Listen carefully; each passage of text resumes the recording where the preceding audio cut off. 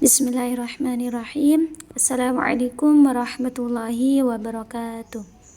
Alhamdulillahirabbil alamin. Assalatu wassalamu ala asyrafil anbiya'i wal mursalin sayyidina Muhammad wa ala alihi wa sahbihi ajmain, amma ba'du.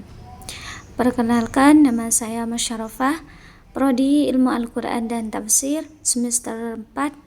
Di sini saya hendak melaksanakan tugas untuk memenuhi tugas UTS dengan mata kuliah Ilmu Rasam Usmani. Dosen pengampu Dr. Kiai Ahmad Alim LC MA. Di sini saya akan membahas beberapa poin. Yang pertama, pengertian Ilmu Rasam Usmani. Yang kedua, kapan alif dibuang. Yang ketiga, nama-nama yang tidak ada di Arab. Yang keempat, mengapa terkadang alif dibuang. Yang kelima, kapan huruf iya dibuang dalam penulisan Rasam Usmani. Yang keenam, mengenal mushaf cetakan Madinah dan Indonesia. Yang ketujuh, penulisan la yang disambung dengan inna. Masuk pembahasan yang pertama, yaitu pengertian ilmu Rasam Usmani. Rasam Usmani adalah ejaan bahasa Arab yang digunakan untuk penulisan atau menuliskan mushaf Al-Quran untuk membukukan Al-Quran pada masa pemerintah Khalifah Utsman bin Affan. Secara bahasa, rasam itu artinya ejaan atau tanda atau teknik penulisan. Secara istilah, sebuah ilmu secara khusus menjelaskan tentang tata cara penulisan Al-Quran ketika diturunkan dan berlanjut hingga pembukuannya dengan membantuan tangan para sahabat. Pembahasan yang kedua yaitu kapan alif dibuang. Di sini ada beberapa alif yang dibuang. Yang pertama itu bainal amin. Bainal amin. Jika ada alif dibuang lam, contoh dalalah menjadi dalalah, maka alif yang dibuang itu di antara dua lam tersebut. Jadi cara penulisannya disambung. Yang kedua, alif dibuang ketika itu berupa musanna, ketika ada alif yang posisinya di tengah bukan di pinggir, maka alifnya dibuang. Jadi jika ada alif yang berupa musanna terus di posisinya itu di tengah, maka dibuang. Seperti contoh lasakhirani, maka ada alif di tengah-tengah nun dan ro dibuang menjadi lasakhirani.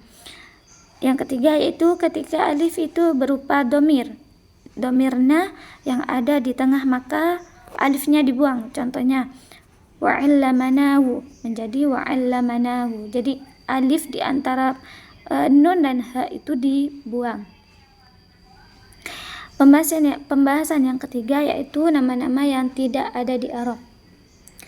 Yang pertama yaitu hukum wajib ditetapkannya alif yaitu pada nama-nama berikut: Ya'juj wa Ma'juj, Daud, Rijalud. Yang kedua, nama-nama yang wajib dibuang alifnya yaitu Ibrahim wa Ismail wa Ishaq wa Harun wa Sulaiman wa Mikal wa Umar wa Luqman. Yang ketiga yaitu boleh dibuang, boleh juga tidak, tapi dinisbatkan. Yang masyhur penisbatannya, maka dibuang. Harut wa Marut wa Haman. Ini semua adalah kaidah al-halfuh, dibuang nama-nama yang tidak ada di Arab. Pembahasan yang keempat yaitu mengapa terkadang alif dibuang. Ada kaidah khusus Rasam Usmani yang membuat penulisannya berbeda dari ejaan biasanya. Rasam Usmani salah satu yang mencolok adalah penghilangan huruf alif di beberapa tempat. Kenapa alif dibuang? Yang pertama itu kaidah rasam, bukan kesalahan. Penghilangan alif itu bukan kesalahan, tetapi mengapa bagian dari aturan penulisan mushaf tersebut berdasarkan riwayat dan tradisi penyalinan. sejak zaman Khalifah Utsman bin Affan. Yang kedua, penghematan tulisan. Di masa awal Islam, bahan tulis seperti kulit dan batu sangat terbatas, maka penghilangan huruf yang dianggap bisa dibaca tanpa ditulis seperti alif jadi salah satu solusi. Yang ketiga, bacaan tetap diketahui lewat qiraat. Walaupun alif tidak ditulis, bacaan tetap diketahui lewat qiraat. Cara membaca yang mutawatir. Misalnya kata malikah tanpa alif, tapi dibaca malikah juga ya.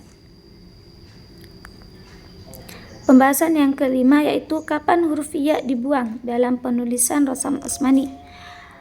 Juga kadang dibuang ya Rasam Utsmani huruf ya, dan ini juga berdasarkan kaidah-kaidah khusus yang bertujuan mempertahankan bentuk mushaf dari zaman Utsman bin Affan. Terus pertanyaannya itu kapan huruf ya dibuang? Huruf ya biasanya dibuang dalam beberapa kondisi tertentu, terutama dalam kata-kata yang berakhir ya tetapi tidak ditulis ya-nya secara lafal tanpa titik dua bawah, atau bahkan hurufnya tidak tampak sama sekali. Pembahasan yang keenam yaitu mengenal mushaf cetakan Madinah dan Indonesia. Mushaf standar Indonesia dibuat untuk maslahat umat dengan kajian yang mendalam oleh para pakar dan ahli. Beberapa kata yang berbeda. Kalau mushaf Madinah itu kata absorihim, kalau kata mushaf Indonesia itu kata absorihim itu habis setelah short itu pasti ada alifnya, tetapi kalau cetakan Madinah nggak ada, disambung short sama ro-nya. Seperti ini juga kan ya, ini standar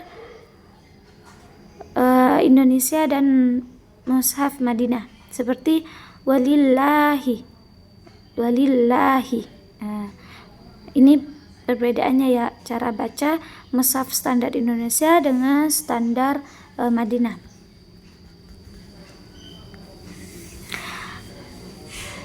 Perbedaan mushaf Madinah dan Indonesia.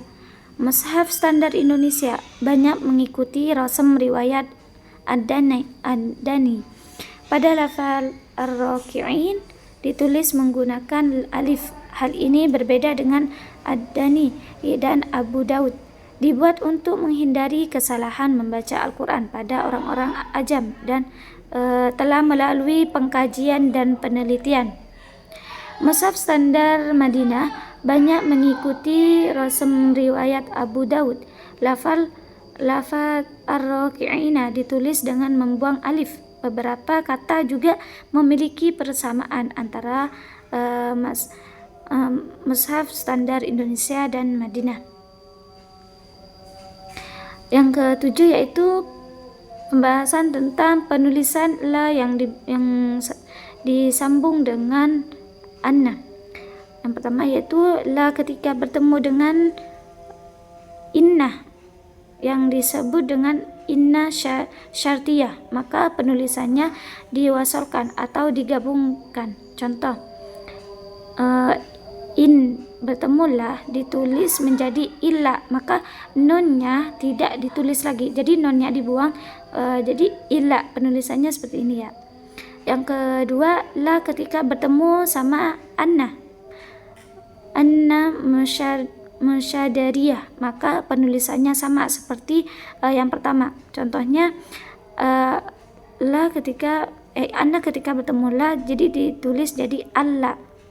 Contohnya li alla ya'lam, jadi nunnya dibuang. Yang ketiga, kecuali bertemu anna yang mufassarah atau menafsirkan dan muhaffafah yang ditahfif, maka penulisannya tetap dipisah. Seperti an bertemu la, tetap penulisannya an la, nunnya tetap ditulis. Terima kasih, semoga bermanfaat. Sekian dari saya, kurang lebihnya mohon maaf. Assalamualaikum warahmatullahi wabarakatuh.